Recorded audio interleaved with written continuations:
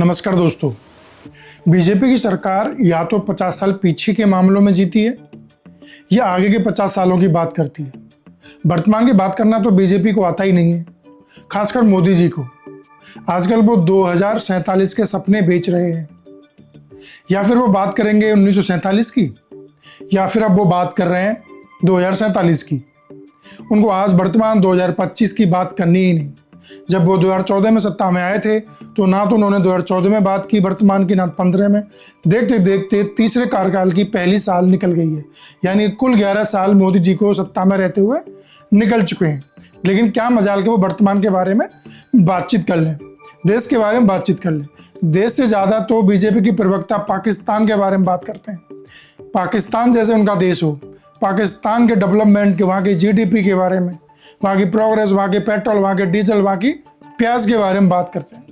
भारत में लोगों के लिए प्याज मिल रही है कि नहीं मिल रही है, उस पर बीजेपी के नेताओं का, प्रवक्ताओं का कोई ध्यान नहीं है। और इसी बात को हाईलाइट करते हुए कुछ दिन पहले राहुल गांधी जी ने कहा भी था कि now they are selling their dreams of 2047, और वो आज 2025 की बातें भूल गए। बदलते भारत का सबसे बड़ा सपना है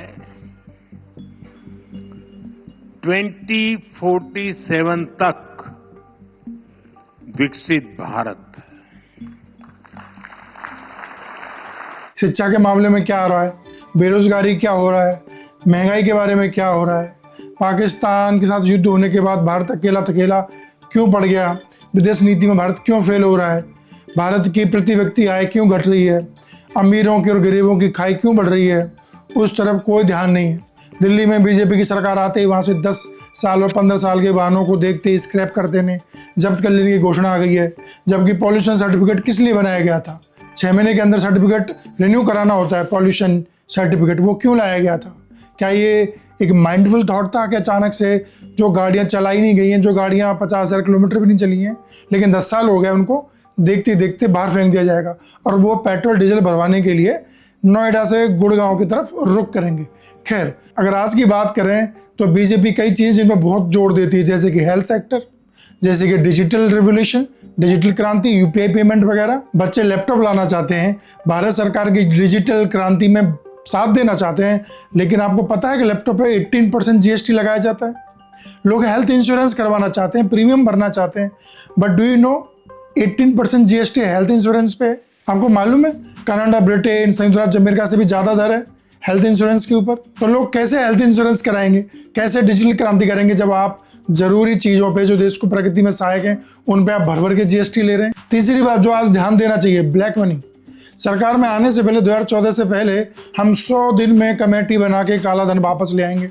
अब एक और रिपोर्ट आई है कि 2024 में वो काला धन बढ़ के और 3 गुना बढ़ गया है। अब 15 लाख छोड़ो, लोगों को 30 लाख से अधिक पैसा अकाउंट में मिलेगा, चाहे बाद में वो उसको बोल दें ये तो जुमला था। एक गरीब आदमी को मुफ्त में 15-20 लाख रुपए भी मिल जाएगा। 15 लाख रुपए अकाउंट में क्यों नहीं आ रहे? देखिए, ये जुमला है। किसी के अकाउंट में 15 लाख रुपया कभी नहीं जाता, वो उनको भी मालूम है और आपको भी मालूम है, देश की जनता को भी मालूम है। 100 दिन तो न जाने कब के निकल गए और ना ही पैसा आया, बल्कि वो पैसा बढ़ और गया। और इस बार संस्थागत ब्लैक मनी बढ़ी है, इंस्टीट्यूलाइज्ड, नॉट इंडिविजुअल। और ये स्विस बैंक ने डाटा दिया है। हर पेपर लीक हुआ जा रहा है, उसकी और सरकार का कोई ध्यान नहीं है। यूपी में पिछले 5-6 साल से कोई भी टीचर की कोई भी भर्ती नहीं हुई है तो लीक हो गई है, उस और किसी का ध्यान नहीं है। पूरे भारत की बात करें तो 5.1 की दर से बेरोजगारी दर चल रही है। और यूथ की बात करें 15 से 29 साल के बीच की, तो ये 13.1% की रेट से अनएम्प्लॉयमेंट रेट चल रही है। इस पर ध्यान नहीं, क्योंकि ये बात 2047 की नहीं है, बात तो वो 2047 की कर रहे हैं, या फिर 1947 की करेंगे, पटेल की करेंगे, नेहरू की करेंगे, सुभाष चंद्र बोस की करेंगे, या फिर 2047 की सीधे बात करेंगे।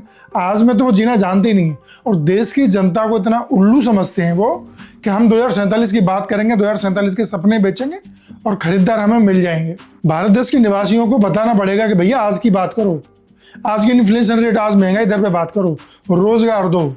जो भारत दुनिया में अलग थलग पड़ गया है, विदेश नीति में एकदम विफल हो गया है, उसकी बात करो कि भारत के साथ विपदा में क्यों खड़ा नहीं हुआ कोई देश खुल के। P5 देश में से एक भी हमारे साथ खुल के खड़ा नहीं हुआ।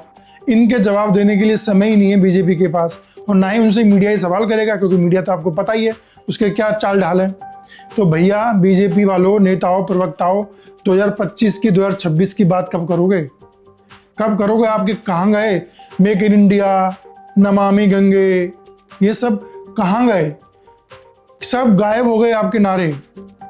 उनको वापस से लाइए। वो जो शेर था ना मेक इन इंडिया वाला, उसको जगाइए, नींद में सो गया है, और भारत में मेक इन इंडिया को लागू कीजिए।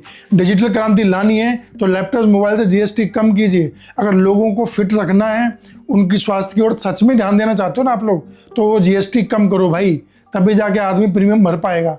एक तो आप आमदनी नहीं कर रहे हैं, लोगों को रोजगार नहीं दे रहे, ऊपर से आप उनके हेल्थ इंश्योरेंस जैसी चीज़ों, बेसिक चीज़ों के लिए, एजुकेशन जैसी चीज़ों पर आप काम ही नहीं कर रहे हो, उन पर भी जीएसटी लगाए जा रहे हो।